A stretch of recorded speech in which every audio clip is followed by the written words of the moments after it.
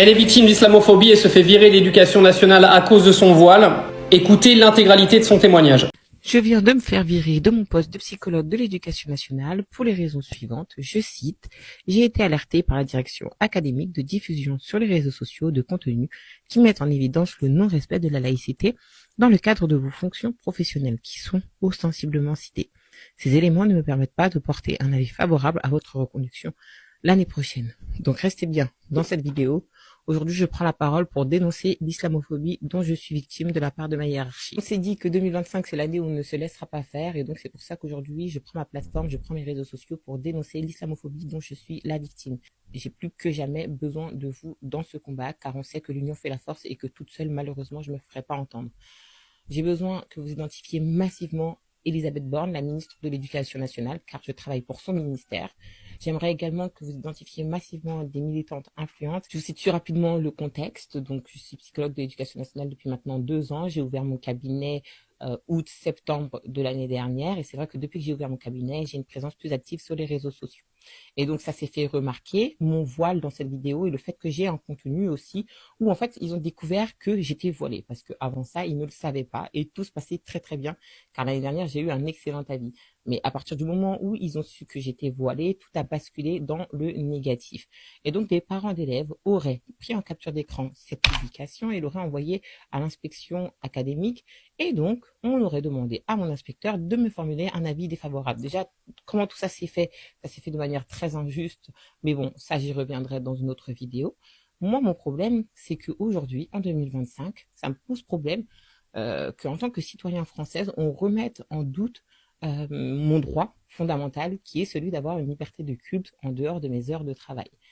J'insiste bien, en dehors de mes heures de travail et une liberté d'expression et de ton sur mes réseaux sociaux. Encore une fois, à l'extérieur de mon temps de travail. Car en effet, pendant mes horaires de travail, je respecte totalement les principes de la laïcité. Et donc, ce qui m'est reproché, c'est d'être qui je suis à l'extérieur de mon temps de travail. Et ça, je pense que c'est de l'islamophobie. Et j'ai besoin de me faire entendre parce que j'envoie des mails qui restent sans réponse. Moi, je veux voir les mails de ses parents. Je veux qu'on me donne des explications parce que, en fait, je vais pas subir l'injustice sans répondre et sans rien faire. Donc aujourd'hui, je vous ai fait plusieurs mails, je vous ai demandé, ils sont restés sans réponse. Donc voilà pourquoi aujourd'hui je choisis de dénoncer. Peut-être qu'en dénonçant, peut-être que vous allez peut-être enfin m'entendre, mais voilà, je ne souhaite pas laisser cette histoire sans fin. S'il y a des personnes islamophobes au sein de cette institution, ils doivent être dénoncés, ils doivent être mis en exergue. Et si j'ai été victime d'un traitement islamophobe, ça doit être sanctionné. Je peux pas accepter ça, je peux pas cautionner ça. Je suis la première à parler de résilience, à parler de se battre pour ses droits. Donc aujourd'hui, je me bats pour mes droits et j'ai vraiment besoin de vous. Donc identifiez massivement Elisabeth Borne parce que je veux avoir son avis sur cette question-là et l'avis des Français. Est-ce que le traitement dont je suis victime aujourd'hui est tout à fait normal de mettre des femmes voilées au banc de la société tout simplement parce qu'elles ont le tort, selon vous, de porter un voile? C'est clairement non. En plus, ça a l'air d'être une femme extrêmement intelligente. Donc, arrive un moment, si vous voulez également vous débarrasser des meilleurs éléments de nos pays, continuez à faire ce que vous faites.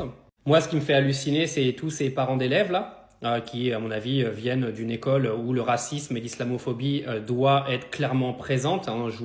Je pense imaginer quel genre de collège ou de lycée ou d'école cette dame travaillait. Mais ça, c'est le quotidien des femmes voilées dans ce pays, hein, où le voile est devenu une sorte d'objet paria, une sorte d'objet de propagande politique qui a créé une sorte de dégoût chez énormément de gens parce qu'ils ne comprennent absolument pas ce qu'est un voile et ce que sont les libertés des gens.